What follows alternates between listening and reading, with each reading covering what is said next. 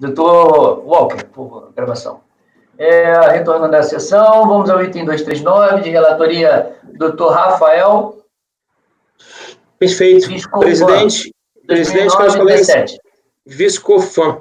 Esse processo é uma questão probatória. Resumindo, o contribuinte, quer dizer, o contribuinte teve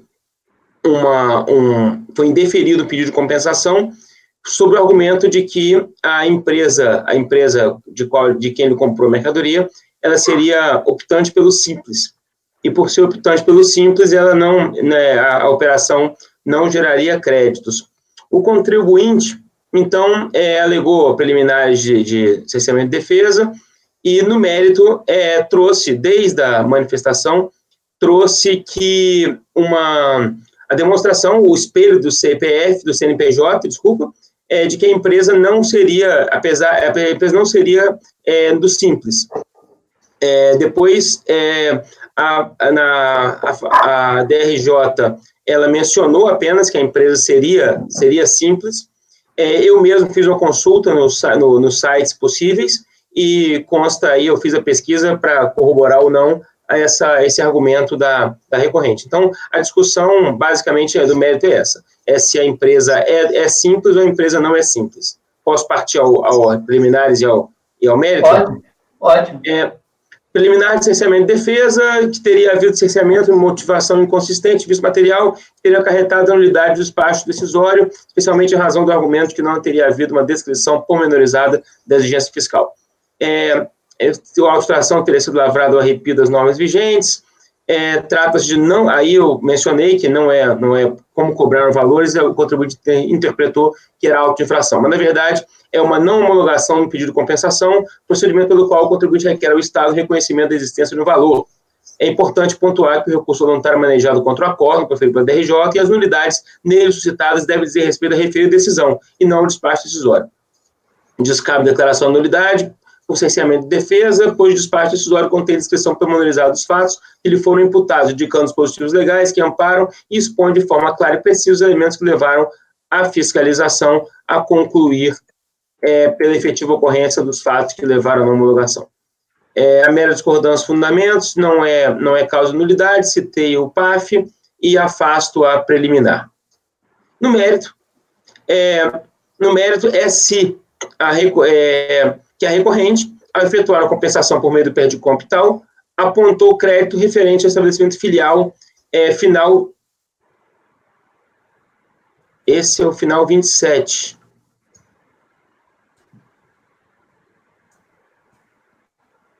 Isso mesmo. O despacho decisório, o CNPJ declarante é o final 57 e o final, o detentor do crédito é o final 19.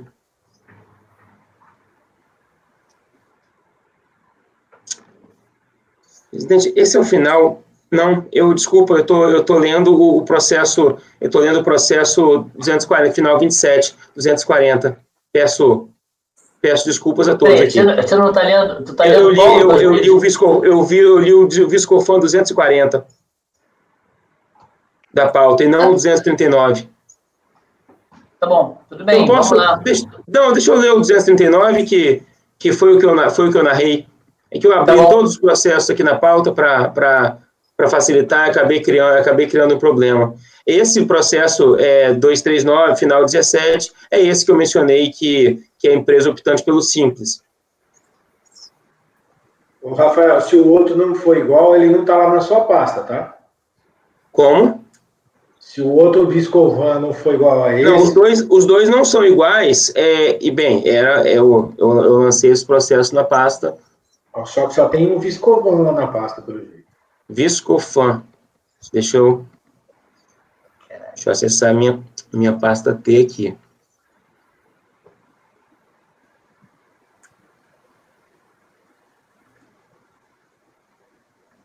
Gente.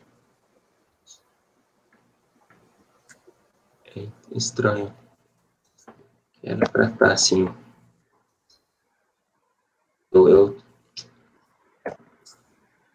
Eu botei de novo, mas era bem. Tinha colocado todos na segunda-feira de manhã.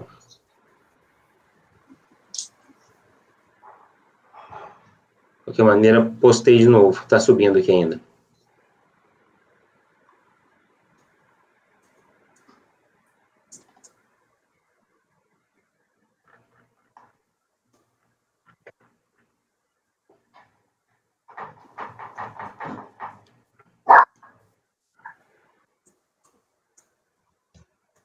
Vai acabar de subir agora. Acabou de subir agora. Eu até tratei como Viscofan filiais e Viscofan produtos adquiridos e optantes pelo Simples. Esse 239 é o Viscofan produtos adquiridos de empresas optantes pelo Simples. Então, mas a preliminar é de cerceamento de defesa também, mesmo por indeferimento de diligência, lembrando que o contribuinte não cumpriu os requisitos para a realização da diligência, não obedeceu o artigo 18º, não formulou o pedido de perícia, argumentou que o princípio da verdade material ele nortearia o processo administrativo, no entanto, nada disso gera as nulidades alegadas por ele em sede preliminar. E, no mérito, a questão é que a decisão atacada glosou os créditos decorrentes aquisições da empresa Tradição Indústria Gráfica e Editora Limitada, CNPJ, final 1000, ao contrário, 10, partindo da premissa equivocada, segundo a recorrente, de que, à época dos fatos, essa empresa Tradição seria optante pelo regime tributário do Simples, e que, nesse caso, não geraria créditos por expressa determinação legal que já é conhecida desse colegiado. A questão é saber se ela era optante pelo Simples ou não era optante pelo Simples. Como a gente discute isso no processo, eu fiz uma análise rápida sobre o Simples Federal e sobre o Simples Nacional. Na verdade, eu acredito que a confusão que pode ter ocorrido nesse processo é que a empresa ela é uma empresa de pequeno porte.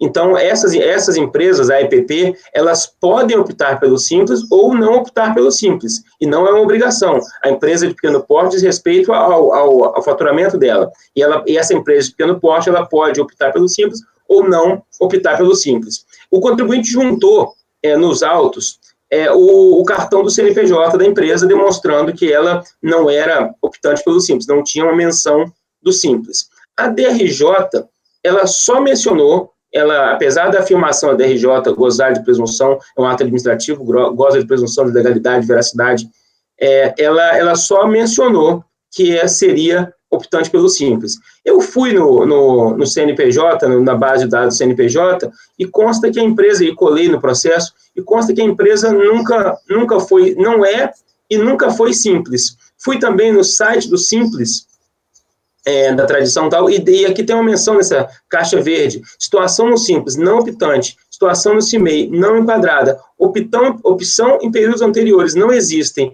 enquadramentos em períodos anteriores, não existem. Então, eu entendo que o contribuinte desencumpriu do ônus de provar. Eu, inclusive, conferi essa informação, e, por isso, eu dou provimento ao recurso voluntário.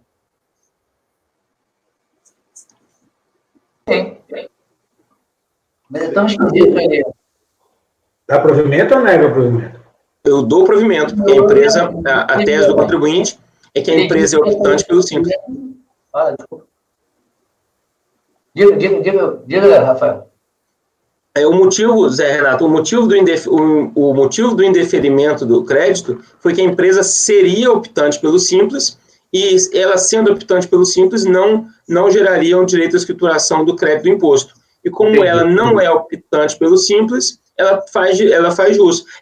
Foi o único óbice levantado pela DRJ em relação à utilização dos créditos. E você está afirmando que ela não é optante porque você fez uma pesquisa?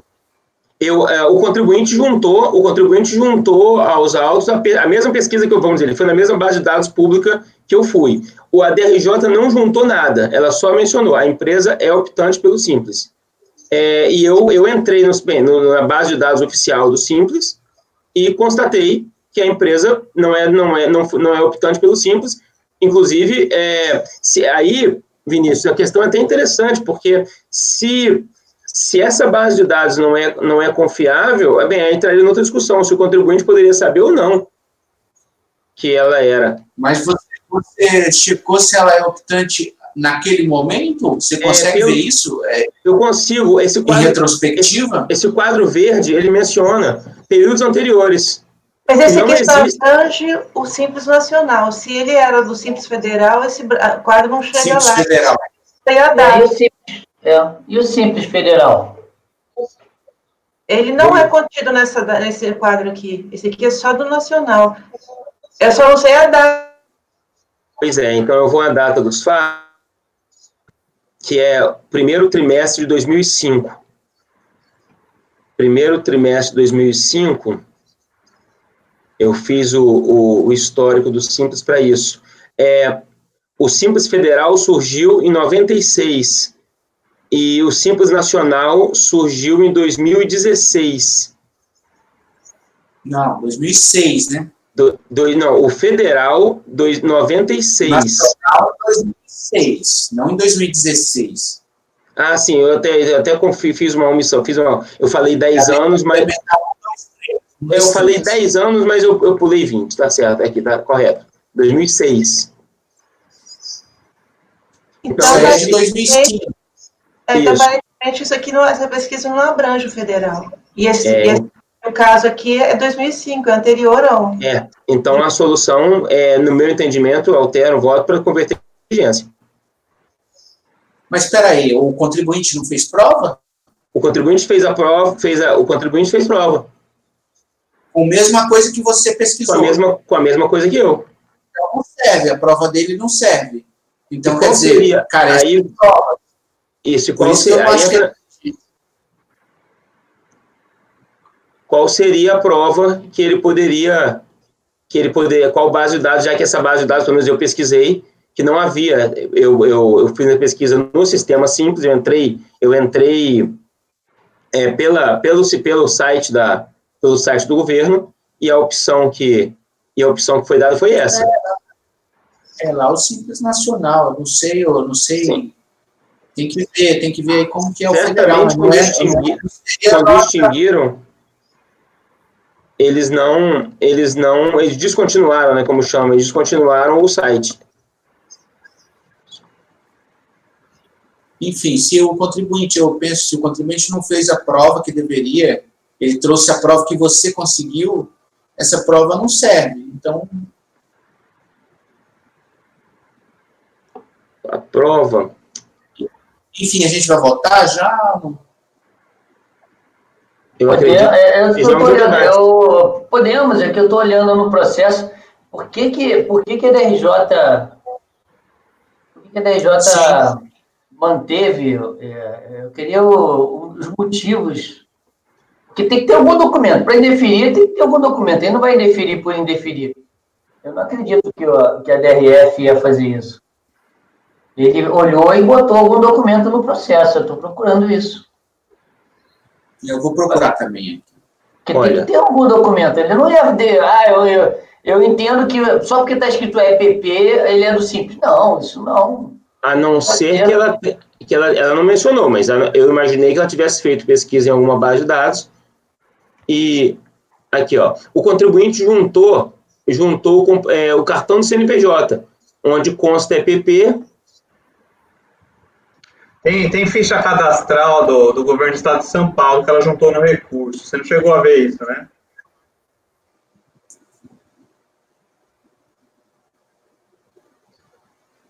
Sim, mas o problema da ficha cadastral do estado de São Paulo é que não diz respeito ao federal.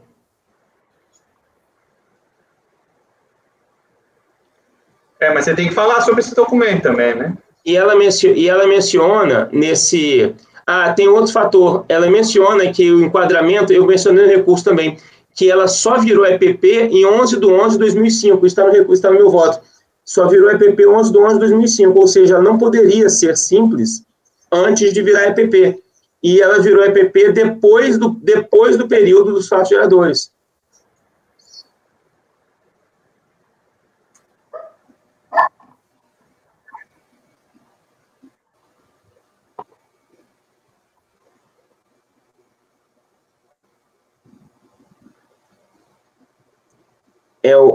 O último parágrafo. Conclui-se, portanto, que a empresa Tradição é uma empresa que foi enquadrada como empresa de pequeno porte apenas em 11/11 de 2005, antes do qual juridicamente impossível optar pelo simples, razão pela qual conclui-se que a época das operações comerciais poderiam gerar crédito de PI para recorrente.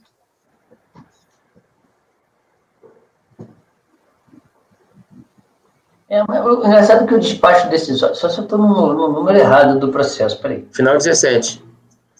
Final 17. Isso mesmo.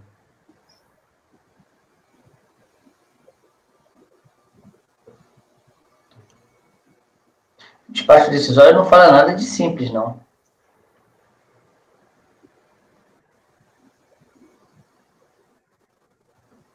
Essa questão do simples só vem na manifestação. Ele alega o crédito dele. É despacho eletrônico. Não, né? Não, tem sim. É lá naquela parte que se segue a folha inicial, aquele detalhamento. O detalhamento é porque está por número. Tem X glosas com o número 7. Motivo da irregularidade, empresa emitente de nota fiscal, optante do simples. Então, uma parcela das glosas é por ser do simples e outra parcela de glosas por ser nota fiscal de CNPJ cancelado. Isso aí restou superado depois, durante a discussão na DRJ. Apto. O único ponto controvertido ficou a questão do simples. Aí tem aqui os CNPJs. Todos são da extradição, 03, 294, 011, é isso? A discussão é só sobre essa tradição. Peraí, você viu... onde é que está isso? Volume 1, estou no volume 1, na folha do PDF, folha 111. Ou volume 1, 98, manuscrito. 98? Manuscrito, é.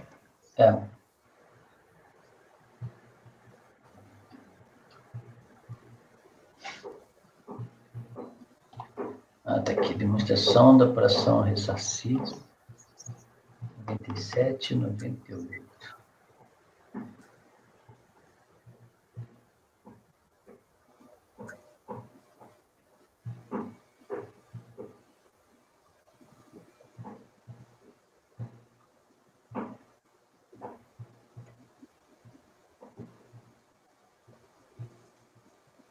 É o número 7, né? Tá certo. Mas onde é que está o número 7? Tem que realmente estar cheio de número 7 aqui. Que é esse cara aqui. E da onde ele pegou essa base de dados? Realmente tem isso. Mas realmente eu não consigo saber se é do... Eu acho que está bem claro isso aqui, não, se realmente ela era ou não optante do simples.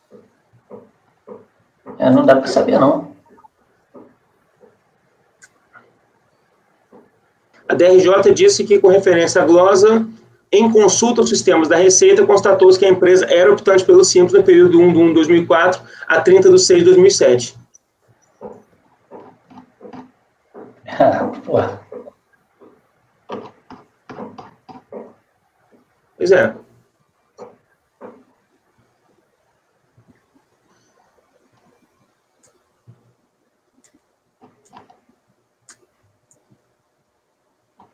Bom, então vamos votar, né? Referência a coisa consulta do sistema da empresa. Lembra-se que o simples foi objeto e tal. Legal, né? Mas ele não diz baseado em quê, porque, veja como é ruim isso, né? Ele pode até ter olhado lá no sistema dentro da Receita que ele tem, e a gente não tem, e o contribuinte também não tem, vendo que o cara é um optante pelo simples, cujo cadastro encontra-se disponível para consulta no sítio da Receita Federal. Você tentou ver isso no site? Só que aí ele fala do Simples Nacional, entendeu? no voto aí da DRJ, ele está se reportando ao Simples Nacional. Eu decidi, conforme, assim, até pela questão lógica da data da EPP. A questão é que, como a gente já discutiu nessa sessão, tudo pode ser construído nesse mundo, né? Então, eu estou partindo de uma premissa aqui no documento juntado pelo contribuinte, de que ele transformou em EPP apenas depois dos fatos geradores. Na minha opinião, agora o mais conservador seria converter em diligência para confirmar essa informação, que é a informação relevante dos autos. Bom, vamos votar então? Bora votar. Vamos votar. Acho que a gente não vai conseguir chegar à discussão. Doutor Vinícius. Você vai propor a diligência? Propor a diligência, isso.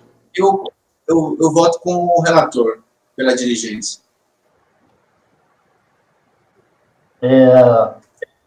Tá.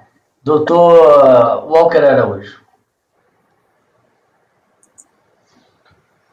Vou pela diligência. Só fazer uma pontuação aqui, Rafa. Eu não me sinto confortável eu fazer pesquisa e juntar aqui, tá? Quando eu fiz... Eu gosto de trabalhar com as peças do processo. Essa pesquisa que você fez aqui no CIMEI, aqui, essas coisas, ele juntou. Eu acho que seria prudente depois você pegar essa parte aqui, essa pesquisa que você juntou aqui, que você fala que você fez, e pegar a que ele trouxe, porque são provas, né? Certo. Pode me parecer que você que está instruindo o processo, e você não é parte. Sim. Só essa recomendação aqui, mas sim. eu acho que é prudente fazer uma pesquisa aí, porque a gente tem os documentos que o contribuinte trouxe à tela, ele trouxe a certidão lá do governo do Estado de São Paulo, trouxe essa pesquisa do MEI aqui também, que deixa um pouco de dúvida. Então, eu acompanho a diligência. Ok. Não vou focar mais procurando, não, porque eu não estou conseguindo encontrar mesmo.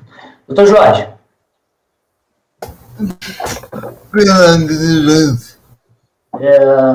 Doutor Zé Renato. Diligência. Doutora Larissa. Com o relator. Doutora Denise. Com o relator pela diligência. Eu também voto com o relator pela diligência. Então, nesse caso, convertido em diligência. Tá. Agora, 240, doutor. 240, ele não tem nada a ver com esse. É o final 27, aqui eu já me referia, quando eu abri Viscofan, eu abri o processo errado. É o processo, discute-se valores que o contribuinte, ele apontou como sendo relativos de um CNPJ para compensação, e que, posteriormente, ele apontou como se fosse de outro CNPJ. Eu vou ler o relatório.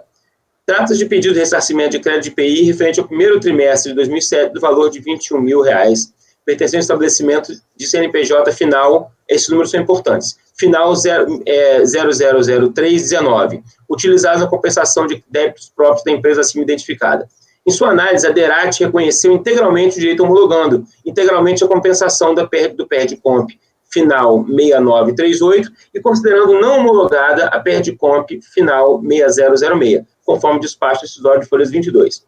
Cientificado em 13 de 5 de 2011, a interessada apresentou tempestivamente manifestação de conformidade na qual esclarece. No primeiro trimestre de 2007, a filial com CNPJ final 38 apurou crédito de IPI do montante de R$1.203.000. Conforme se verifica da DIPJ 2008, tal. Desse total, a requerente utilizou valores tal. Ocorre que a autoridade fiscal, analisar a declaração de compensação referida, não reconheceu o crédito pleiteado. Tal alegação pode ser inferida de uma análise de conjunto de documentos, análise de crédito e declaramento de compensação.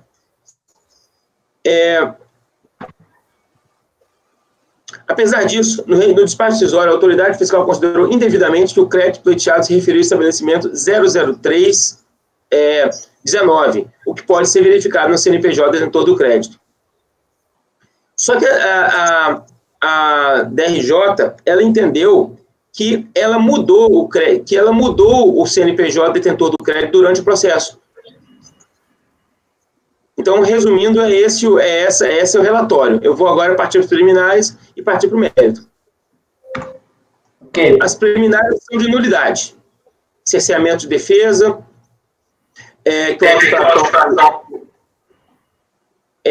as preliminares foram todas tratando, inclusive, como auto-infração, o que é, na verdade, uma manifestação de conformidade. Não tem problema. Mas eu afasto as preliminares, porque foram preliminares que alegando violação aos princípios constitucionais que não existiram. No mérito, a recorrente, que é inscrita no CNPJ final 57, a efetuar uma compensação por meio do PERDECOMP 5110, apontou o crédito à filial final 19, o que foi reconhecido. O despacho decisório ilustra bem esse fato. Todavia, o mesmo despacho decisório não homologou a compensação declarada no PERDECOMP final 6006. Na mesma ocasião, entendeu que não havia valor a ser ressarcido ou restituído no PERDECOMP 5110. O crédito reconhecido foi insuficiente para compensar integralmente os débitos informados pelo sujeito passivo. Não homologa a compensação declarada nos PERDECOMP final 6006. Não há valor a ser restituído ou ressarcido para os pedidos de restituição do PERDECOMP 5110. A razão para a não homologação e para o não conhecimento dos valores para restituição e ressarcimento foi que o PERDECOMP final 5110, a empresa de CNPJ final 57, pleiteou créditos do CNPJ 19, que era o CNPJ que teria os créditos, valor inferior ao pleiteado. Todavia, na impugnação, a recorrente sustenta que a filial final 38 possuiria créditos passivos de compensação e que a autoridade fiscal considerou indevidamente que o crédito pleiteado se referiria à filial 19. De fato, como já comprovado acima, esse crédito fora gerado pela filial final 38 e não pela filial final 19. Como reiteradamente afirmado pela recorrente, os créditos são da filial 38. Contudo, o PERDECOMP 02 traz menção ao fato que o CNPJ detentor seria o final 19. O PERDECOMP que menciona o crédito, o CNPJ final 38, foi trazido tão somente como manifestação de conformidade, como mencionado no acordo em análise. Então, o acordo pontuou que foi feita uma compensação, foi negada a parte da compensação, e aí o contribuinte apresentou um outro PERDECOMP com outra filial. A recorrente alega que tanto o acordo como o despacho decisório partindo da premissa de que o crédito vinculado ao CNPJ 19, quando na verdade foi feito em relação ao CNPJ 38. Todavia, suscita a possibilidade de ter havido erro nos sistemas da Receita, ou mesmo do preenchimento do PERDECOMP, alegando que, em razão da prevalência do princípio da verdade material, a DRJ deveria ter procedido nova análise, no caso, apurasse a existência do crédito, passando a discorrer sobre tal princípio. É certo que a verdade material norteia o princípio, o processo administrativo, não vou entrar nesse mérito. No caso concreto, em nenhum momento, seja a manifestação de conformidade ou no recurso voluntário, a recorrente trouxe elementos de prova dos fatos alegados, especificamente a escrituração contábil acompanhada dos documentos que a embasou, inviabilizando tanto pela DRJ como pelo CARF a análise do crédito. E aí, voto no sentido de negar provimento, de afastar preliminar e negar provimento ao recurso voluntário. Ok. Passo a palavra ao doutor Vinícius. Com o relator. Doutor Walker Araújo.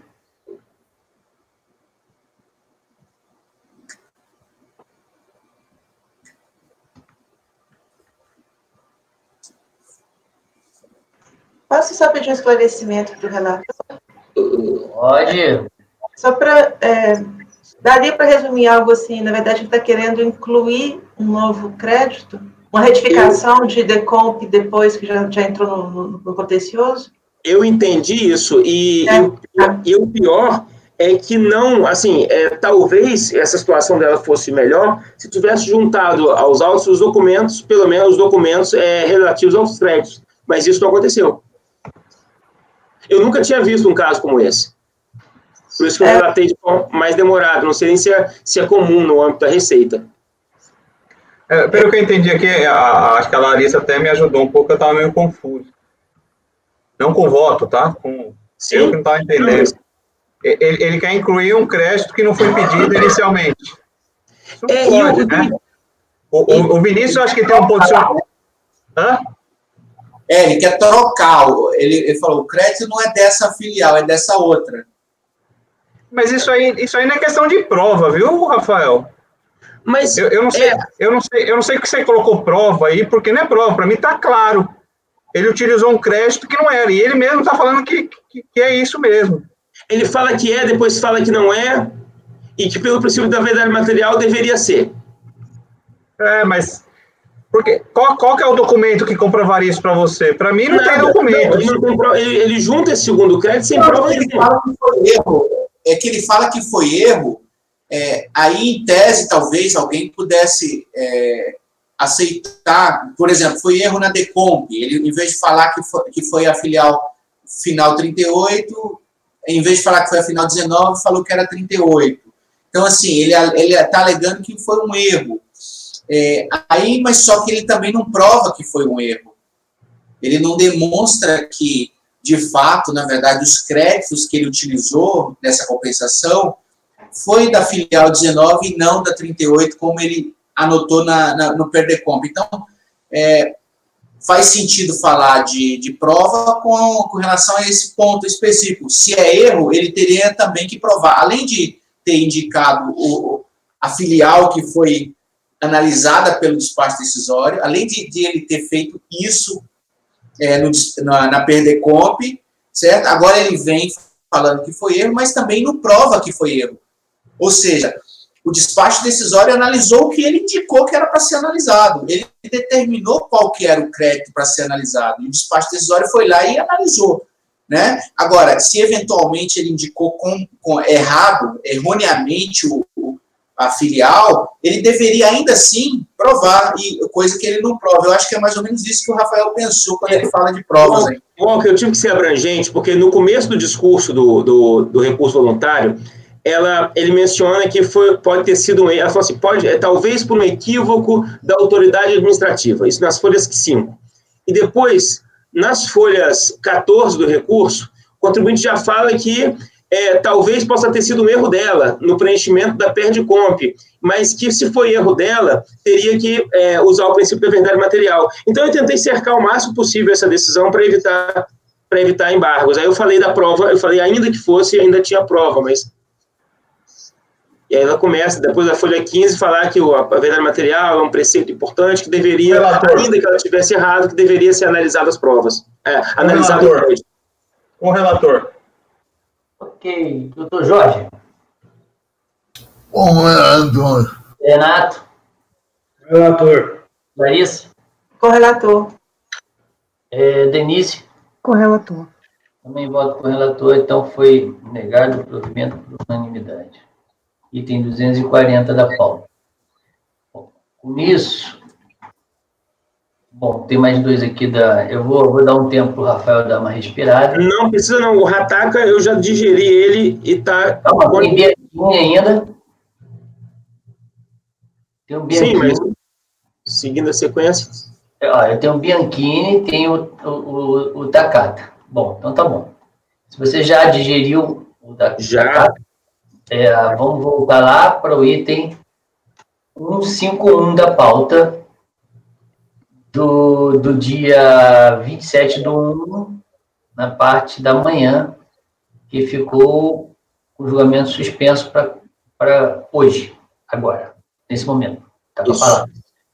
O Takata, eu coloquei no e-processo desculpa, no e-processo não, na pasta T, o 151 e 156 da pauta. 151, vamos seguindo a sequência da pauta, 151 final 90, ele é o mais complexo.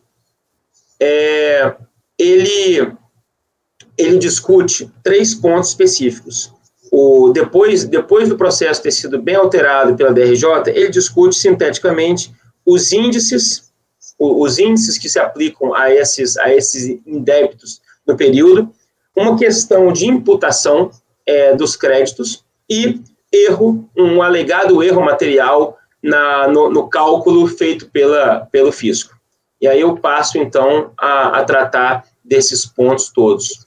Posso ir direto ao voto, presidente? Pode. Não há preliminares, tá? O primeiro ponto a ser levantado são os índices aplicáveis aos expulsos inflacionários. A recorrente, desde a manifestação de conformidade, defende que, em relação aos expulsos inflacionários, sejam utilizados para os meses de março, abril, maio, junho, de 90 e fevereiro de 91, os índices 84,32, 44,80, etc. Em razão de entender que assim lhe foi garantido pela decisão judicial. Parágrafo 4º, manifestação de conformidade. O acordo em questão pontuou que os recolhimentos nos quais se origina o direito iniciam-se em 6/8/90. Então, os índices não se aplicam por uma questão lógico-temporal, então somente o de 21,87% de fevereiro de 91, cujo pleito também é inerte, uma vez que já é obrigado pela norma de execução conjunta da Receita COSAR-COSIT 0897. O acordo apontou também que estão corretos os índices de expurgos inflacionários aplicados pela unidade. No recurso voluntário, o recorrente reitera o pedido de que tais índices sejam empregados nos cálculos, afirmando que tal direito encontra-se albergado pela coisa julgada. Aí, eu fui na coisa julgada. Analisando os acordos que perfazem a coisa julgada, alegada, tem-se que não garantem os expurgos invocados pela recorrente. A coisa julgada é aquela clássica que fala da jurisprudência do STJ, formou pela inclusão dos expurgos, utilizando o IPC de 89 a 91, o INPC de 91 a 91, e a partir de janeiro de 92, a aplicação da UFIR nos moldes da Lei 8383, o índice de janeiro de 39, usei o RESP, que é uma constante. Considerando que os índices de atualização dos expurgos inflacionários empregados pela unidade e referendados pela DRJ equivalem aos determinados pelo Judiciário, voto de negar provimento a esse capítulo recursal. Ok. O doutor Vinícius. Com o relator. Doutor Walker. Com o relator. Doutor Jorge. Com o relator. Zé Renato. Com o relator. Larissa. Com o relator. Denise. Com o relator. Eu também voto com o relator. Vamos para o próximo capítulo. Agora, imputação de créditos.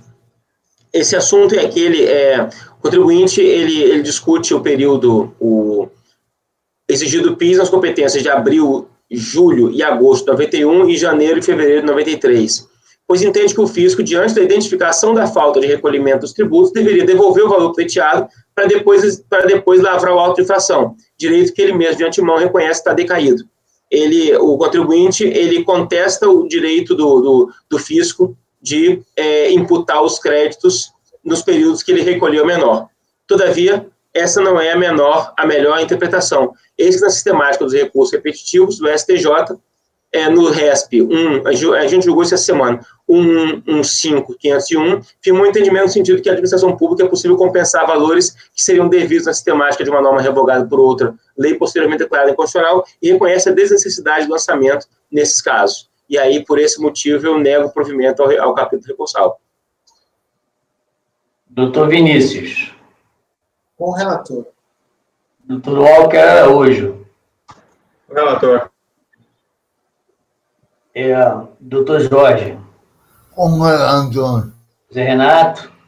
Com o relator. Larissa. Com o relator. Denise. Com o relator. Também voto com o relator, mas aqui só me preocupou uma coisa. Esse RESP é aquela questão de você poder, sem o auto de infração, fazer a análise da restituição. É isso? Exato. Tá. E ali ele tá discutindo a questão da imputação, se a Receita poderia imputar os créditos dele para fins de abater os débitos, independente dele pedir isso, antes de fazer o ressarcimento. Certo. É isso? Isso. Eu não estou vendo a relação dos... Eu entendi que eu não entendi a relação do RESP com isso. Eu acho que não é bem isso, não, viu? O Rafael usou essa palavra imputação aí, mas eu acho que não é a mais adequada para isso. O que ele está discutindo mesmo são... o que ele discute, o que o contribuinte discute mesmo é a subsistência desse tipo de cobrança, entendeu? O fisco está lá, está considerando o débito. Isso, sem o lançamento. Tá. É porque quando fala de imputação, eu penso na questão de você primeiro poder fazer a compensação e só devolver se sobrar. Por isso que, para mim, o RESP não tinha nada a ver com o P8. Então, tá bom. Não, se é isso... A alegação dele é o que o Vinícius falou. Ele Ele questiona a utilização do saldo devedor para a redução do crédito, sem a cobrança. Então não é imputação, exatamente. Não é imputação. Eu usei imputação para manter coerência com o recurso voluntário, que no ponto aí 28, por sua vez, também não pode prosperar. Mas acho que todo mundo entendeu, só eu que não entendi, né? Então, acho que todo mundo vai entender. Mas eu gostei dessa, mas não, presidente, eu gostei dessa fala, foi do Walker, não foi, não, quem é que, você, presidente, resumiu isso de forma muito boa, que ele foi contrário à utilização dos débitos para abater os créditos antes de fazer a devolução, a compensação. Mas não só isso. Não só isso. Como é que se fala? Analisar os créditos sem ter efetuado o lançamento. Sim. Outra coisa. E aí, uma vez analisado o crédito sem ter feito o lançamento, os débitos, né? Sem feito o lançamento, ainda assim usar, aí seria imputação, aí ainda assim usar o valor encontrado de débito sem o lançamento, aí usa-se sim, realmente o efetivo, antes de ressarcir, que é o procedimento. Nunca a Receita vai ressarcir alguma coisa se tiver débito em aberto. Pode esquecer. Uhum. Não é isso? Isso. Aí se falaria em imputação, mas não era bem o caso. Aí se falaria em imputação. Bom, mas tudo bem, como eu disse, todo mundo entendeu. Se todo mundo entendeu, só eu que não entendi. Pô, 7 pessoas entenderam, um não entendeu, a culpa é minha. Então. Não, mas eu vou. Não, mas quando eu li também, eu vi que essa palavra, mas eu não quis levantar o. Eu também pensei nisso, Wilson. Não foi só você, não. Então tá bom. Não, porque eu não podia deixar passar, até porque eu estou votando, né? Então, vamos lá. E o último ponto. Tudo bem. Entendemos, dá uma ajustada nisso aí. Sim. Para não gerar embargos. Erro material na valores de incobrança. Pois é, esse erro material... Valores de incobrança, a gente está analisando aqui, é isso? Porque... Não é os valores dos créditos. Isso é um suco saudável feito pela minha esposa. Suquinho verde. Os valores de cobrança, que eu também usei a terminologia do contribuinte no recurso voluntário, são os débitos... Os débitos que a... Os débitos que a Receita exige dele. Aí a questão é a seguinte, ele menciona o termo erro material, mas, na verdade, ele não se insurge, não é contra um erro que ele se insurge, eu vou mencionar. Ele se insurge contra a sistemática da própria legislação de se cobrar os débitos. Ele fez resumindo, ele entende, o contribuinte entende, que ele tendo pedido ele tendo realizado uma compensação, e essa compensação tendo sido homologada parcialmente, o que lhe poderia ser exigido era a diferença aritmética entre o valor que ele compensou e o valor que ele devia. Mas a legislação impõe uma regra diferente, que agora eu vou ler porque eu acho que fica mais fácil. Desde a manifestação, a recorrente apresenta uma impugnação aos cálculos, pois, segundo ele, o fisco não poderia estar exigindo o valor principal de 553 mil, mas sim, no máximo, 152 mil, que é a diferença algébrica entre o valor do crédito por ela apurado e o calculado pela legislação, pela fiscalização. Por fim, aí eu vou transcrever.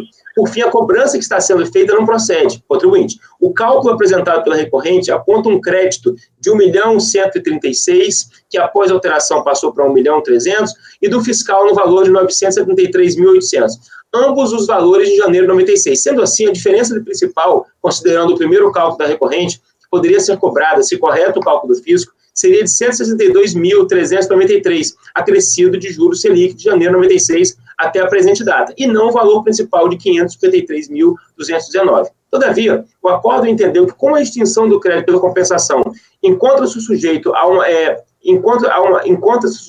condição resolutória, uma compensação realizada em desacordo será não homologada, acarretando a cobrança dos saldos constituídos pela entrega da declaração com incidência de juros e multa. Menciona a DRJ. a manifestante defende a improcedência dos valores a ela exigidos, decorrentes da homologação parcial da compensação. Segundo seu raciocínio, o valor passível de cobrança limitar-se-ia à diferença algébrica entre o valor do crédito por ela apurado e o valor do crédito apurado da fiscalização. Nada mais equivocado. Portanto, o objeto da cobrança, nos casos de não homologação parcial da DECOMP, são os débitos, saldos de débitos constituídos pela entrega daquela declaração, e não a mera diferença entre os valores de crédito apurados pela administração fiscal e pelos contribuintes. E cumpre acrescentar, sobre os valores não liquidados pela compensação, o artigo 61 da 9430 prevê incidência de juros e multa de mora, nos seguintes termos. Efetivamente, a não homologação da compensação desfaz os efeitos da compensação, resolvendo a extinção do crédito que era condicionada à condição resolutória. E, como a DECOMP possui natureza de confissão de dívida, permite a cobrança dos valores nela declarados, incidindo multa e juros na forma do artigo 61 da 9.430. O contribuinte mencionou isso como um erro material, mas a questão não é de erro material, é de discordância dela em relação ao método de cálculo. Mas isso aí é legalmente previsto, né? Você tem a DECOMP, o débito é constituído na DECOMP, o débito não pago incide juros e multa e tudo mais, e Selic, enfim, o que ele quer, na verdade, se a gente levar isso aí que ele quer ao extremo, em pedidos de ressarcimento puros, o contribuinte vai, quando tiver denegado o pedido, ele vai ter que pagar em pedido de ressarcimento, vai pagar, porque a diferença entre o que ele queria e o que o fisco deu é o que ele chama de débito, que seria um absurdo também. Enfim. Bom, então podemos votar? Podemos, é muito tranquilo isso aí. Então vamos lá, doutor. Então você está negando o provimento. Isso. Ok. Passo a palavra, então, ao doutor Vinícius. Como relator. Doutor... Como relator. Doutor Jorge. Como relator. Doutor Renato. Relator. Larissa. Com relator. Rafael, relator. Denise. Com relator.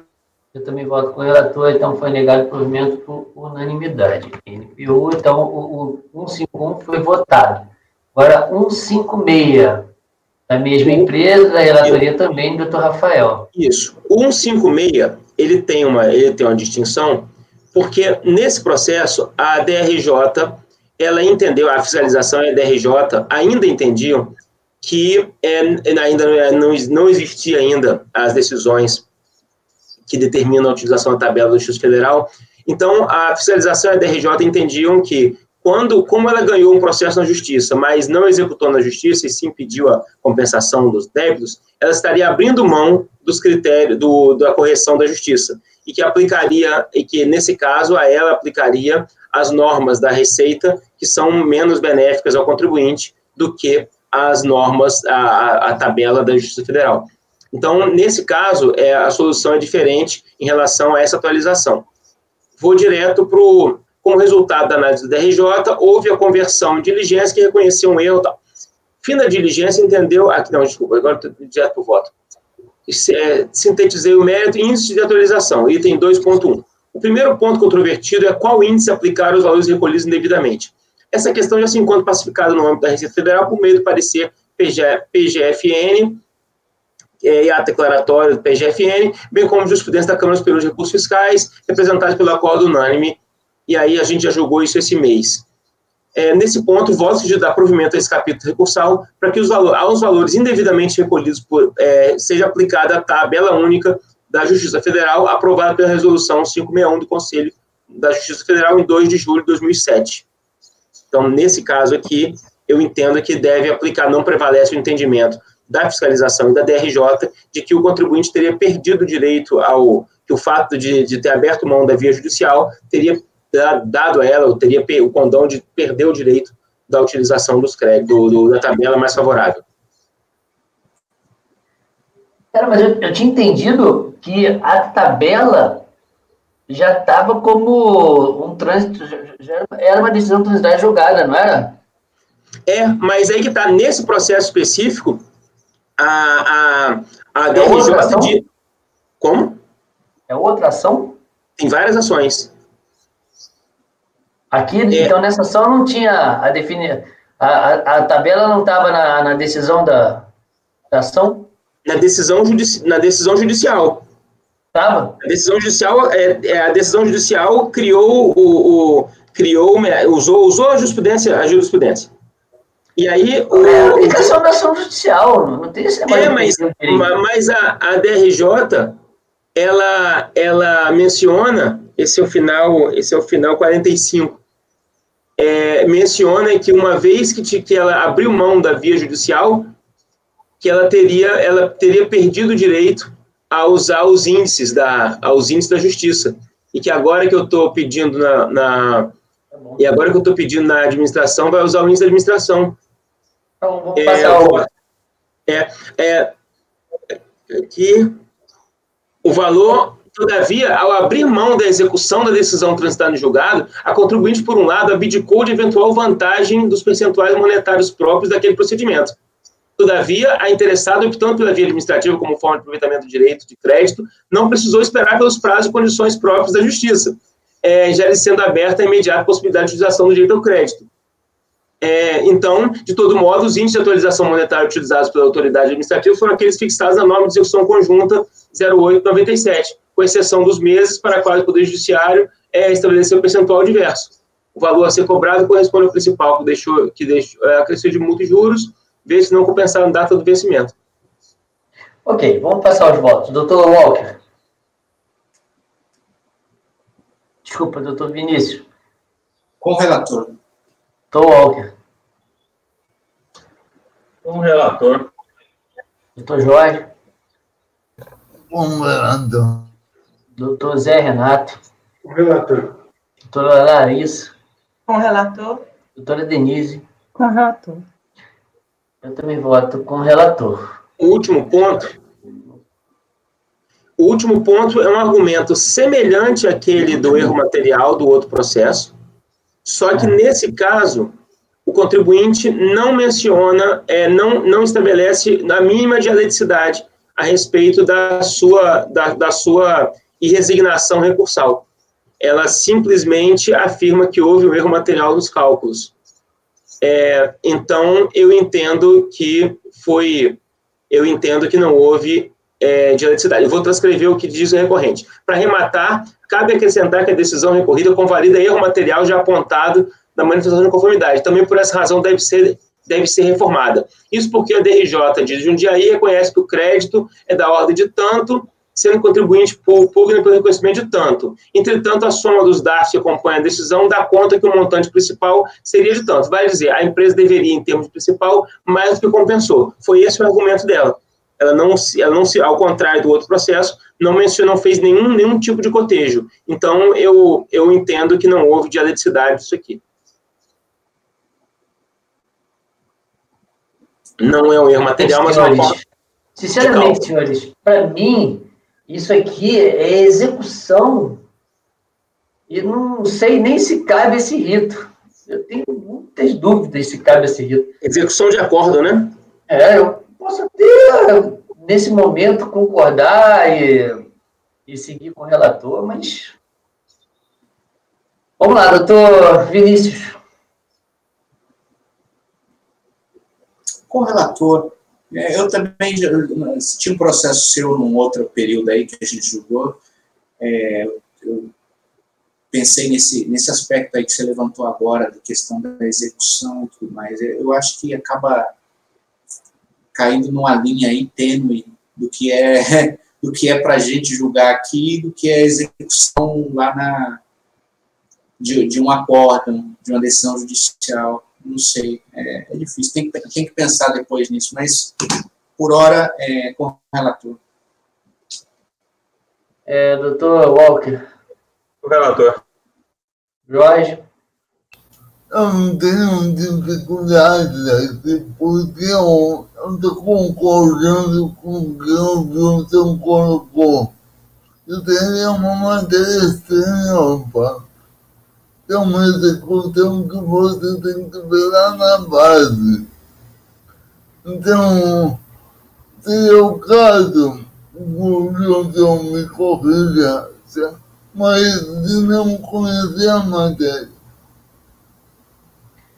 O problema é que o que a gente teria que fazer, se fosse efetivamente para a gente atacar isso, se a DRJ julgou esse ponto, e teria que ter julgado, porque se não julgou, a gente não podia estar julgando aqui, a gente ia ter que anular a DRJ, por ter julgado algo fora do rito.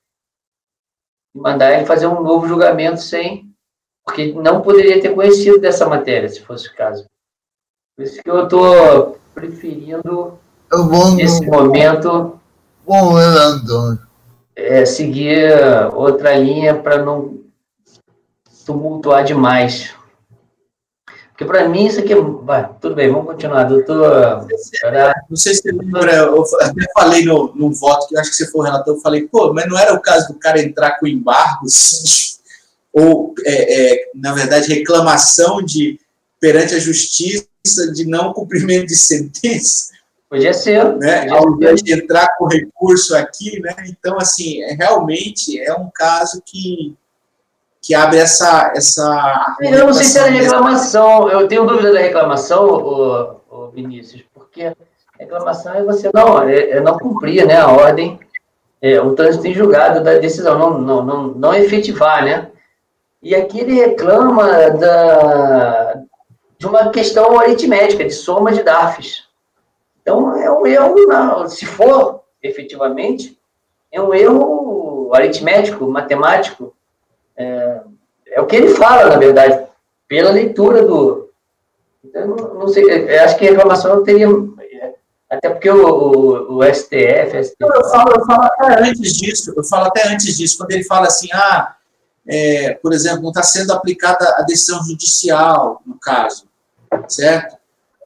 O índice da decisão judicial. Aí sim. Aí a gente está entrando também nessa seara e falando, não, tá ou não tá, a gente está julgando se foi aplicado ou não o índice e tal. Então, assim, aí eu fico perguntando, será que isso não é uma questão de confrontar a execução, né, do julgado com quem julgou, né, levar quem julgou essa questão, falar assim, olha, justiça, você julgou assim, mas parece que quem está executando de forma errada e tal. Então, assim, casos como esse sempre vão, eu acho que, trilhar nessa linha que fica meio tênue aí, você não sabe se é competência nossa, de repente, ou seria já uma competência exclusivamente da delegacia, né, de ver o erro aritmético, no caso aí que você está citando, ou no caso de erro de aplicação da sentença, um confronto entre a delegacia e o judiciário, né, enfim. Eu acho que nada disso a gente tinha que estar julgando, para ser sincero, mas tudo bem. É uma opinião minha, mas que eu vou amadurecer. Larissa. Então, eu abri eu estava achando tão essa história da DRJ dizer que não valia essa aqui, eu abri o voto da DRJ para a lei e eu não estou entendendo isso. Porque ele até fala, a DRJ começa falando exatamente isso que o Rafael falou, abrir mão, abdicou de eventuais vantagens, de todo modo, porque isso desceu a diligência, né? Aí o relator continua, de todo modo, os índices de atualização monetária utilizados pela autoridade administrativa foram aqueles fixados naquela norma COSIT-COSAR, de 97, com exceção dos meses para os quais o Poder Judiciário, na decisão, estabeleceu o percentual diverso, o que indica pleno respeito à coisa julgada. Então, eu não estou... Ele está dizendo que eles respeitaram, desceu a diligência que eles respeitaram a decisão judicial. É isso que eu não estou entendendo. A impressão que dá lendo aqui assim, entendeu? Sim. E aí dá provimento em parte.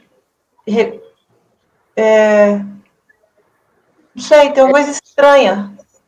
É porque ela não está... Então, mas quando ele fala que está usando a norma COSIT, essa norma diverge um pouquinho. Mas aí ele faz a ressalva, com exceção naqueles meses para os quais o Poder Judiciário estabeleceu o percentual diverso. Ele usa a norma na que é igual. No que for diferente, prevalece o judicial. Bom, pelo que você leu, é isso aí que ele está fazendo, né? Logo não teria provimento nenhum, na verdade. A impressão que nós temos é essa. E o judicial absorve integralmente a resolução lá da Justiça Federal, a norma da Justiça Federal, os índices da Justiça Federal. Sim. São aqueles lá, 84, 44, 7, 9, 21, de 90 a 91. Quer dizer, o índice, Larissa, não é o índice da coisa julgada. Eu fui nos processos, eles estão aqui nos autos. Ele fala ele cria em relação aos índices. Ele não fala dos percentuais na justiça. Tá. Mas aí você viu os percentuais, Rafael? Na justiça, os percentuais são usando os índices de correção e não os algébricos, vamos dizer assim, os números. A justiça mandou usar os índices. Olha, pelo que eu estou entendendo, assim, a partir do que a Larissa viu agora, aí é o seguinte, o que eu estou vendo é o seguinte, a DRJ fala que foi cumprido, o cara chega genericamente e diz que não foi cumprido e ele não demonstra onde não foi cumprido. Ele deveria ter escrutinado melhor isso aí, dissecado, mostrado o porquê que não foi cumprido. Né? Como ele fez no outro processo, ele está fazendo nesse, ele simplesmente joga um argumento genérico que não foi cumprido. Quer dizer, é uma defesa muito genérica, dizendo que não foi cumprido, mas a DRJ fala que foi. Ele teria que ter se voltado contra a decisão do DRJ e falado, olha, embora a decisão do DRJ diga que foi exatamente cumprido, que foi seguido o índice estabelecido na decisão judicial, isso aqui diverge aqui nesse mês também diverge, olha só, aqui o cálculo deveria ser tal. Ele deveria ter feito uma como é que se diz, impugnação efetiva, o que ele não faz aí, ele faz uma impugnação genérica que para mim não serve. Então, tendo em vista aí essa nova luz que a Larissa trouxe, eu vou ter que mudar meu voto.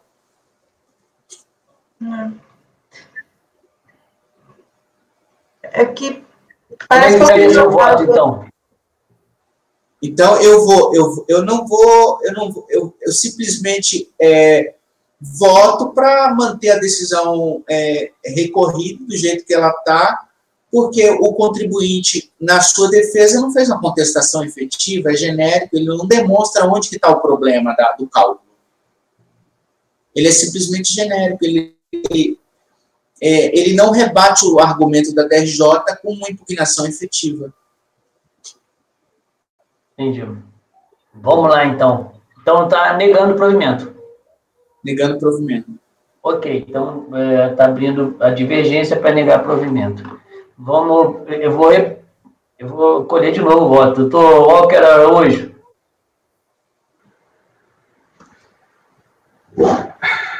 Eu digo que no último dia de votação é duro, né? A gente já não raciocina mais com o peso, mas a gente tem infelizmente, em algum momento, a gente vai ter, no último dia, algum processo vai ter que estar em pauta. Não, eu só estou falando que às vezes a cabeça não funciona e o raciocínio também não, né? Certo. Ainda bem que tem 8 pessoas aqui e às vezes algumas ficam lúcidas, né? Outras não. Depois desses esclarecimentos aí que a doutora Larissa fez, apontou isso daí, eu estou dando uma olhada no recurso dele, né? E aí uma coisa que me chamou a atenção, e para mim vai mudar minha forma de ver esse ponto aqui, é que teve uma diligência, né? Mas a diligência resolve. A diligência, ela acertou pontos. E aí manteve, tornou... Não, mas deixa eu só concluir, Rafael. Sim. Teve uma diligência que aumentou o crédito inicialmente dado, né?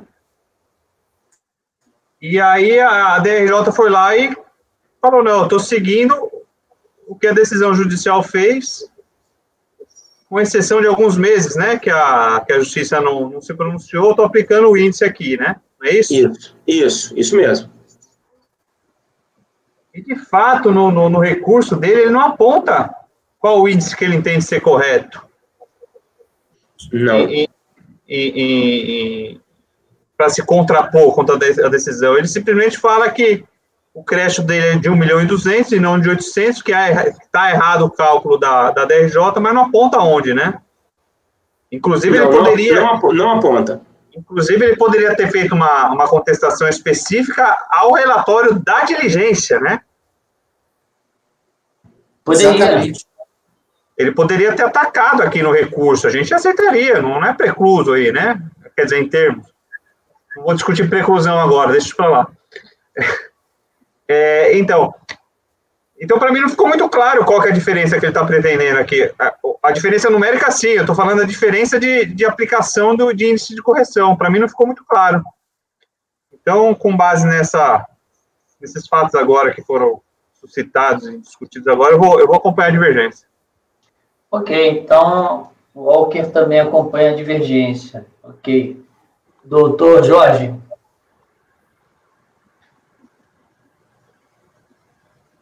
Grande diferença.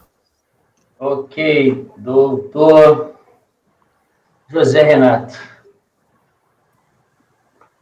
Vou também negar provimento ao recurso, sobre a divergência. Ok. Doutora Larissa? Com a divergência. Ok. Doutora Denise? Com a divergência, presidente. Bom, eu já dei a minha opinião sobre essa questão. A questão seria até mais complexa, mas por agora eu também voto com a divergência. Então, por maioria de votos, ligado provimento, por maioria, vencido Rafael. Alguém se candidata a fazer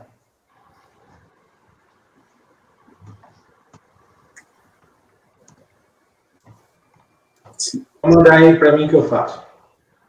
Ok. Obrigado, doutor. Já escolheu algum? Oi? Já escolheu? O quê? Para quem vai ser o redator? Zé Renato, seu voluntário. Zé Renato ofereceu. Ah, então eu posso aparecer. Zé Renato. Eu sumi. Redigir o voto.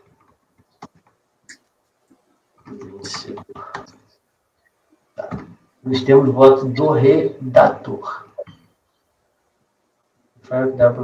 Ok, então 156 está votado.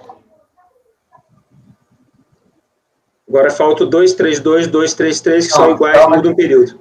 Não, agora vai ser, acho que não, tem as da Larissa. Ah, eu não tinha visto que tinha da Larissa. Tem 4 Rodrimar da Larissa. Vamos começar pelo 207, Larissa. 210, pode ser, presidente, porque é o mesmo marcação do 206. Pode ser, 210 da pauta, final 2010-97. Desculpa, 2010-19. Deixa eu abrir aqui, peraí. Perdi ele. Ele também é multa por substituição do veículo.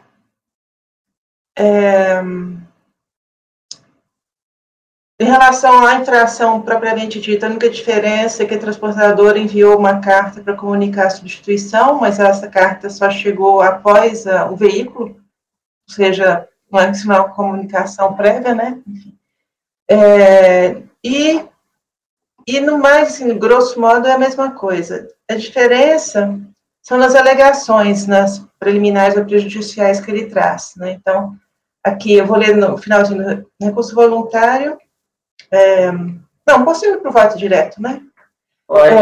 Preliminares. Conforme relatado, a recorrente traz 3 matérias como preliminares de nulidade, mas o faz de forma equivocada, pois entendo que apenas a alegação de nulidade do acórdão recorrido por cerceamento do direito de defesa deve aqui, nessa sessão, ser tratada.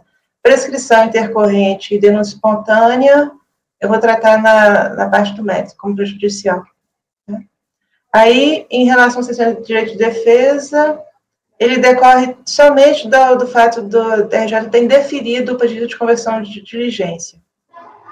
E aí ele afirma que o relator do DRJ não apresentou motivação. Aí, bom, falta com a verdade ao recorrente. O relator tratou da matéria em tópico específico, como se vê na transcrição abaixo. E aqui a explicação da DRJ para indeferimento. Então, demonstrado que a DRJ não se omitiu sobre o pedido, rejeito por absoluta improcedência e preliminar de nulidade por cessamento de defesa. Pode continuar. Pode. Prescrição intercorrente é a aplicação da súmula CARF. Perfeito. Pode continuar.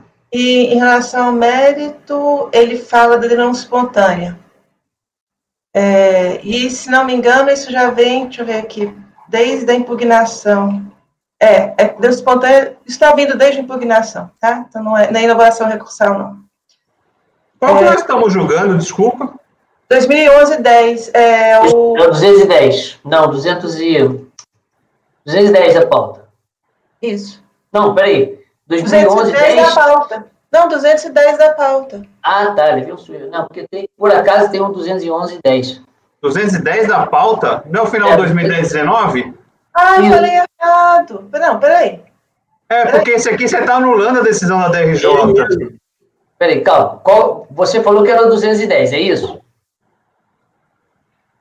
Acho que eu salvei meus processos errados. Peraí. O 210 é o final de 2010-19. Isso. É onde eu estou anotando. Desculpa, esse aqui é o do ano... Ah, não, aqui eu estou no 211-10. Não, coisa errada. Eu estou no 211-10, é isso, perdão. Eu estou no 210, perdão, peço mil desculpas, gente. Tá, o 211-10 é o 207 da pauta. Isso, me desculpem, peço mil desculpas. Sem problema. Porque eu estava com o ano 2011, e aí, entendeu? Eu vi você falando de prescrição intercorrente, eu falei, mas ela está anulando a decisão da DRJ? Desculpa, perdão. Então, a gente está no 207, então. É o 207 da pauta. Porque eles são o mesmo tema, que é a substituição do veículo no regime de trânsito aduaneiro, igual aquele que a gente julgou hoje de manhã. E aí agora você estava na parte da denúncia espontânea. Isso. E aí ele diz que tem denúncia espontânea porque ele enviou a carta. A comunicação que chegou lá depois do veículo, com já o trator, com o veículo trocado. Sem razão a recorrente. Primeiro, porque coube a fiscalização aduaneira no procedimento de conclusão do regime de trânsito a constatação da substituição não autorizada do veículo. Não se trata de uma fiscalização naquele sentido que nos ocorre imediatamente, mas de um procedimento fiscal visando a aferição do cumprimento das condições do regime de trânsito aduaneiro, com vistas a efetuar a sua conclusão no sistema e, se constatada a infração, aplicar a sanção correspondente. Portanto, inexistente espontaneidade. Segundo, porque a denúncia espontânea pressupõe integral saneamento de uma falta, permitindo que se atinja, finalmente, o estado de perfeita adequação de determinada situação à legislação de regência. Apenas dessa forma, a responsabilidade pela multa pode ser exonerada. Surge daí o problema em aplicar-se a denúncia espontânea nos descumprimentos de prazos ou de obrigações acessórias, visto não ser mais possível o cumprimento da legislação. Se uma informação deveria ter sido prestada em 5 dias, mas não foi em 10, como retroceder a entrega para a data correta e tornar a entrega tempestiva? Se a lei determina que a substituição do veículo somente ocorra após a autorização da Receita Federal, como obter a autorização prévia do fato consumado? Esse o sentido que se extrai da súmula CARF 126, que não trata exatamente da situação deste processo, mas cuja inteligência é aqui aplicável com perfeição, embora não seja de forma vinculante. Eu não estou aplicando a súmula CARF 126, eu estou usando a ideia contida ali, tá? Então, impossível aplicar essa denúncia espontânea. Ainda em relação ao mérito, casos fortuito, força maior, enfim, o resto é a decisão que eu já fiz de retroatividade benigna da nova IN, da Receita Federal, que a gente julgou hoje de manhã. Para cancelar a exigência. É isso. Ok, então passo a palavra ao doutor Walker Araújo. Vinícius. Vinícius, cismei agora. Vinícius. Com a relatora. Walker Araújo. O relator. Mas tem uma preliminar, né? Aqui. Não pode esquecer a preliminar. Jorge. O relator. Zé Renato. O relator. Rafael. A relatora Larissa ela quis dizer, na teoria, arrependimento eficaz e não denúncia espontânea. Seria o Instituto Processo Penal aqui, o Direito Penal aqui. É verdade. Arrependimento eficaz. Tem razão. Denise. Com a relatora. Também voto com o relator. Para por unanimidade de votos, rejeitar a preliminar, no mérito, negar provimento no termo do voto da relatora. E negar não, né? E dar. E dar. Lei. É dar provimento. Rejeitar a preliminar. No mérito, por unanimidade de votos, em dar provimento ao recurso no termo do voto da relatora. Isso. Agora, o item 208 da pauta. Ok. Aqui é uma multa ao transportador pela conclusão do trânsito fora do prazo. Em verdade, o auto inicial foram 2 multas, mas uma foi exonerada no DRJ, e a multa que restou para a gente julgar é a multa por chegada fora do prazo.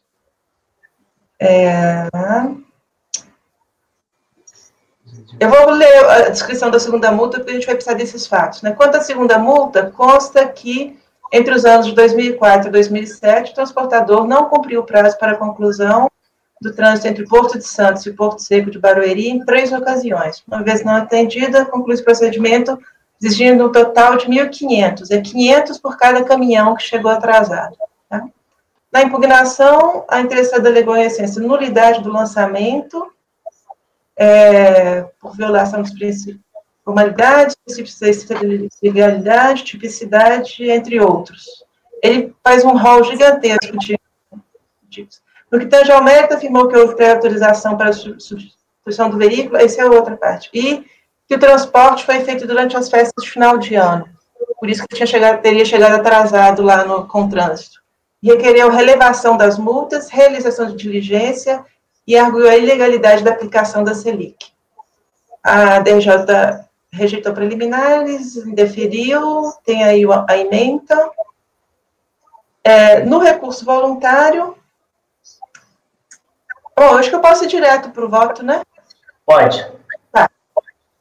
Registro inicialmente que não conheço dos argumentos relativos à multa por substituição não autorizada de veículo, sejam eles de preliminar, assim como de mérito, tendo em vista a ausência de interesse recursal. Tal multa já foi exonerada pela primeira instância, descabendo qualquer discussão a seu respeito nessa fase. Ele recorreu disso, é isso? Tá, então muda o parágrafo anterior teu. Então, pela qual dele toma conhecimento. Não, você não tomou conhecimento, você tomou conhecimento parcial dele. Tá, ok. Ok. Eu conheci o recurso, mas não conheci todos os pontos, todas as matérias. Sim, mas você conhece, porque quando você fala que conheceu do recurso, você fala que conheceu de todos os capítulos, quando você fala genericamente. Já anotei aqui. Mas depois você dá uma ajustada no texto. Preliminares de nulidade. Considerando apenas a parte conhecida das preliminares, a recorrente alega nulidade pelas seguintes razões: prescrição intercorrente, descrição contida no auto não retrata a realidade dos fatos, implicando nulidade, formalização do auto após mais de 3 anos da infração, cerceamento do direito de defesa pela DRJ, pelo indeferimento sumário da diligência. Aí é a nulidade do acórdão recorrido, tá? As 3 primeiras é do auto e a segunda é do acórdão recorrido. Os itens relativos à prescrição e decadência, eu vou tratar como prejudicial de mérito no próximo capítulo. Resta, então, como legítimas preliminares as alegações de nulidade do lançamento e do acórdão recorrido, que todavia não irão prosperar pela extrema fragilidade, como se verá a seguir. Em relação à nulidade do lançamento, por vício resultante de descrição dos fatos desvinculada da realidade, que temos é a parágrafo a seguir. Estou transcrevendo um trechinho do recurso voluntário. Esse parágrafinho é a única menção que ele faz à nulidade do lançamento, é o que está aqui.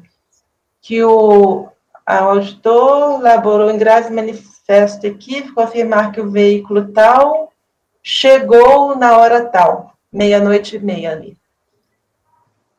Nos anexos ao auto de infração, temos diversas telas do sistema de controle de trânsito que abrangem todas as informações relativas às 3 operações em atraso tratadas neste processo.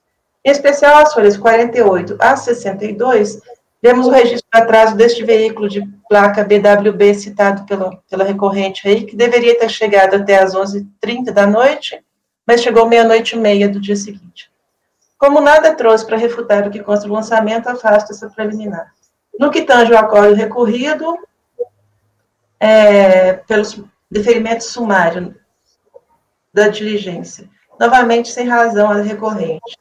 O indeferimento da diligência foi extenso e devidamente motivado ao longo de 3 folhas do acórdão recorrido, 134 a 137, em decisão absolutamente legal e amparada na livre convicção motivada que rege o PAF. De qualquer forma, ainda que fosse uma rejeição sumária, como incorretamente descreveu o recorrente, não teria condão de anular a decisão, se presente a motivação. Portanto, pela absoluta improcedência, rejeita as preliminares de nulidade. Perfeito. Pode continuar, doutora. Tá, no mérito prejudicial, eu aplico a súmula da prescrição intercorrente. E, em relação à decadência, a tese da defesa consiste em afirmar que a exigência deveria ser anulada uma vez formalizada mais de 3 anos após o cometimento das supostas infrações, em descumprimento ao que determina a Instrução Normativa 248, que definiria, conforme está lá no recurso voluntário, que quaisquer irregularidades com operações de trânsito devem ser registradas de imediato no sistema Sicomex Trânsito. Nada procede nessa alegação. Lembremos a defesa, que invoca insistentemente o princípio da legalidade, que a definição do prazo para impor penalidade não pode se dar por meio de discussão normativa, mas somente por lei. E, no caso, o Decreto-Lei 3766, estipula em seu artigo 139 que a fiscalização dispõe de 5 anos a contar da data da infração. No caso, é um auto lavrado em 2008 para infrações cometidas em 2004, 2005 e 2007, portanto, dentro do prazo decadencial. Quanto ao regramento citado da IN 248, inexiste tal dispositivo. Como a recorrente não informou em qual artigo se encontrava o comando, suponho que tenha se equivocado quanto à atribuição desse dispositivo à norma. Eu varri a IN 248 e não tem isso que ele diz, que ele extraiu de lá. O que se encontra na IN 248 é a determinação para que cada evento pertinente ao regime seja registrado no sistema, haja vista que o controle é informatizado, na medida do possível. Mas em nenhum ponto define-se que esse registro ocorra de forma imediata, nem menos ainda que daí decorra qualquer repercussão no prazo decadencial. Portanto, rejeito também a alegação de decadência do lançamento. Aí eu vou para o mérito da infração. Né? Adentramos finalmente o mérito, e aí eu coloquei aqui as 3 perdas de prazo que ele cometeu nos anos 2004, 2005 e 2007. Com argumentos gerais aplicáveis aos 3 eventos acima relacionados, alegou a recorrente que os atrasos foram pequenos, a chegada se deu no mesmo dia, que não houve prejuízo à fazenda, que o valor da multa afronta os princípios da proporcionalidade e razoabilidade. Especificamente, quanto ao evento de 2005, alegou que tratava de comboio de 15 veículos, mas apenas um atrasou. Que todas as mercadorias chegaram intactas, que o percurso estabelecido pela unidade de origem era complicado e que a viagem foi realizada na semana que antecede final de ano, quando o tráfego é mais intenso. É bastante evidente que a recorrente não logra trazer um único argumento passível de fazer frente aos fatos ou justificar o atraso, de modo que se possa cogitar a exoneração da multa. Na interpretação do dispositivo legal, eu vou falar do caráter objetivo das infrações aduaneiras. Aí pula aqui o Decreto-Lei 3766. Dessa vez, uma vez incontroverso o atraso e não sendo apresentada uma justificativa razoável, deve ser mantida a multa. Trago apenas a título informativo, já que não afeta a apreciação realizada do caso, alguns dados das viagens para mostrar que não há qualquer demanda ou exigência desproporcional por parte da autoridade aduaneira. Pela falta de documentação dos autos, vemos que as 3 viagens tínhamos um comboio de 15 veículos, todos saídos do Porto Santos, com destino a Barueri, São Paulo. Nas 3 viagens, apenas um veículo se atrasou, o que significa que 14 veículos lograram cumprir o tempo definido para o trajeto, mostrando não ser impraticável. Para a distância de cerca de 105 quilômetros entre os recintos, a Receita Federal concedeu o prazo de 7 horas.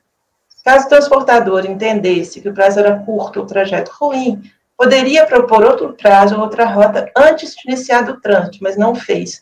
Uma vez que concordou com as condições para a concessão de um regime, deve cumpri-las. Quanto aos argumentos de legalidade de aplicação,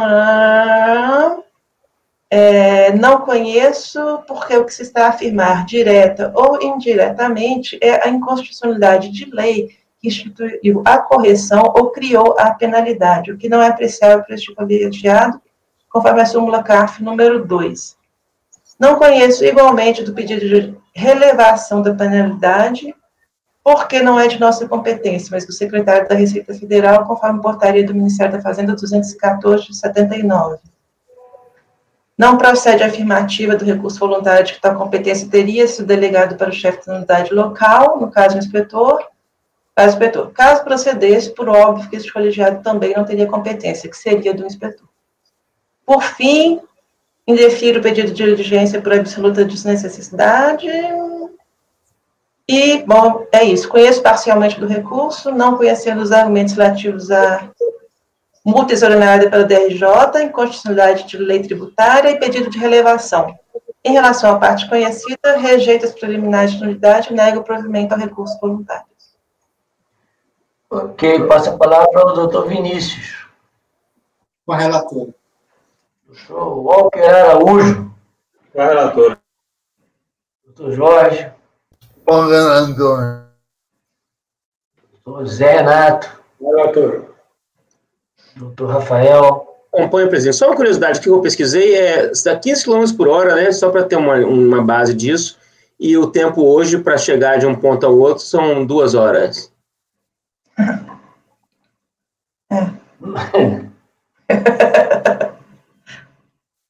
Parece. O que você acha? Voto para o relator, presidente. Não, sim, mas o que você achou disso aí que você concluiu? Não, eu me questionei de julgar uma questão dessas que há tempo que eu não dirijo em São Paulo, eu queria ter ideia de quão razoável, até por uma curiosidade, seria essa norma imposta pela fiscalização, pela Receita. Ok. Doutora Denise. Com a relatora, presidente. Também voto com o relator. Então, eu não conheço, os membros colegiados, por unanimidade de votos, em não conhecer de parte do recurso, na parte conhecida, unanimidade de votos, em rejeitar as preliminares arguídas. No mérito, unanimidade de votos, e negar provimento ao recurso no termo de voto. É isso? Certinho. Então, vamos ao 209 agora. O 2009, eu acho que eu posso ir direto para o voto, porque como o Walker já viu aí, eu estou propondo o retorno da RJ, porque, de fato, eles se omitiram, eles não se pronunciaram sobre o pedido de diligência. É aquela coisa que se resolveria por embargo, se embargos houvesse. Na ausência de embargos... Então, nem precisa perder tempo, esse aí, se é só... peraí, tem as preliminares, peraí. Mas olha só. Não, também não. Não, porque se tivesse uma preliminar de nulidade do auto que eu acolhesse, eu não devolveria para a DRJ, mas também não tem. Então, é isso. Eu coloquei ao final, que eu não sei, dou provimento parcial ao recurso voluntário para anular o acordo recorrido e determinar o retorno dos autos para que a DRJ efetue um novo julgamento que sinalize a totalidade dos argumentos e pedidos. Perfeito, isso mesmo. Tá. Doutor Vinícius. Com a relatora, presidente. Doutor Walker Araújo. Com a relatora. Doutor Jorge. Com a relatora. Doutor José Renato. Com a relatora. Doutor Rafael. Acompanho a relatora, presidente. Doutora Denise. Com a relatora, presidente. Também voto com a relatora. Então, foi dado provimento parcial, por unanimidade. Dado provimento parcial por unanimidade no termo do voto da relatora. Ok. 210. Então, o resultado é o mesmo de PDJ, só que este há preliminar, sim, de nulidade do auto de infração. Então, eu analisei, exatamente por isso, porque se procedente, descabido devolver para a DRJ. Então, esse aqui é a multa ao depositário por embaraço. Posso ir direto no voto? Pode. Pode ir direto na parte que você está afastando a nulidade, né? E Isso. o que foi omisso e tal. Isso. Iniciamos pela nulidade do auto de infração. Não assiste a razão decorrente quando denuncia inexistência ou incompletude da descrição dos fatos. Utilizo o ou, porque é a defesa que oscila, ora afirmando inexistência de quaisquer informações quando a conduta do agente, ora afirmando que na medida em que não houve a descrição completa dos fatos alegados pelo auditor autuante. É um recurso voluntário meio flutuante, assim. Não apenas o auto contém descrição dos fatos em seu próprio corpo, como nos anexos que se compõem, entre os outros, do termo de ocorrência e constatação X, número tal, no qual a equipe de vigilância aduaneira da Alfândega do Porto Santos relata o ocorrido, provocando o setor competente para a exigência da penalidade correspondente. Isso aqui, só para eu esqueci de contar qual era o caso inicial, o setor de vigilância do Porto, antes da chegada do navio, determinou o bloqueio de um container, porque queria vistoriar aquele container, a abertura dele, e colocou que a abertura de desunitização deveria ser feita na presença da equipe de vigilância. Isso antes do navio atracar. O navio atracou e eles abriram o container. Quando chegaram, já estava aberto. Tá? Apesar de tudo registrado no sistema, com bastante tempo de antecedência. Por isso que tem esse termo de ocorrência e constatação aqui da equipe de vigilância sobre o fato. Temos também telas de sistemas pelas quais se contata a data e hora do registro do bloqueio da carga, impeditivo para os procedimentos de desunitização. Tomados os documentos em conjunto, como deve ser, resta bastante evidente a que situação fática refere-se o lançamento, bem como qual foi a conduta vedada adotada pela recorrente.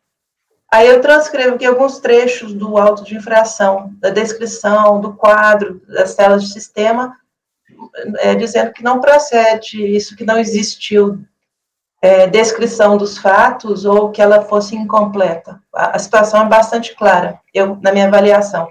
Portanto, por absoluta improcedência, rejeita a preliminar de nulidade do auto de infração por ausência ou insuficiência de descrição dos fatos. Okay. Essa é a preliminar. Podemos ir para a omissão. E a outra é a que foi requerida a diligência, mas, de fato, a DRJ não se pronunciou sobre diligência, faltou isso. Então, eu devolver para a DRJ para que ela trate do pedido de diligência. Ok, doutor Vinícius. A relatora. Doutor Walker Araújo. A relatora. Doutor Jorge. Com a relatora. Doutor Zé Renato. Com a relatora. Doutor Rafael. Relatora, presidente. Doutora Denise. A relatora. Também voto com o relator. Unanimidade de votos. Deu provimento parcial ao recurso. Nós temos o voto da relatora, que no caso é para... não. Tem uma coisinha aqui. Preliminar. Todos os dois têm preliminares. Espera aí que eu tenho que anotar. Os dois tiveram preliminar. Preliminar. Em rejeitar preliminar, no mede por unanimidade de votos. Em dar provimento parcial ao recurso. Tá? Tinha esquecido de copiar e de registrar preliminar. Porque o outro também teve preliminar, a diferença só que o outro... Não, mas o outro teve também. Também de nulidade do acordo recorrido. Eu estou acolhendo a preliminar. Não, tudo bem. A preliminar do acórdão, não a do auto. Tá bom. Não, é realmente diferente. Ok, então com isso terminamos os Rodrigmar. E agora faltam os dois últimos para acabarmos a sessão. Seriam os dois do Rafael, que é a Bianchini. 30 segundos eu volto, só um minutinho, tá? Tá bom. Vai lá.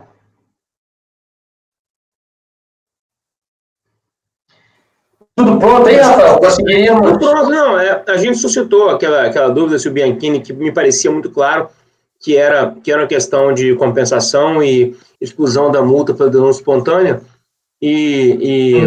Não tem que dispensar o apoio? Não, são 5 horas. São 5 horas, é verdade. 6 horas já. É verdade. Ô Val, você precisa bater seu ponto, né? Sim, presidente, precisa bater meu ponto. Então, suspende a gravação, por favor. Tá, somente, por favor, para conferir. O 211 já foi julgado? 211? É? 211? É, foi, sim, presidente. Foi, né? Mas foi por agora, junto com 210? Não, 211 foi julgado à tarde. Hoje à tarde, no início da... Não, tudo bem, tá aqui, tá anotado aqui agora que eu lembrei. Então tá, presidente, eu vou encerrar a gravação, tá? Uma boa tarde para vocês e até a próxima. Obrigado. Você vai continuar gravando, né? Bom, vamos começar a gravar agora os 2 últimos processos. Ok, então. Até a próxima. Tchau, tchau.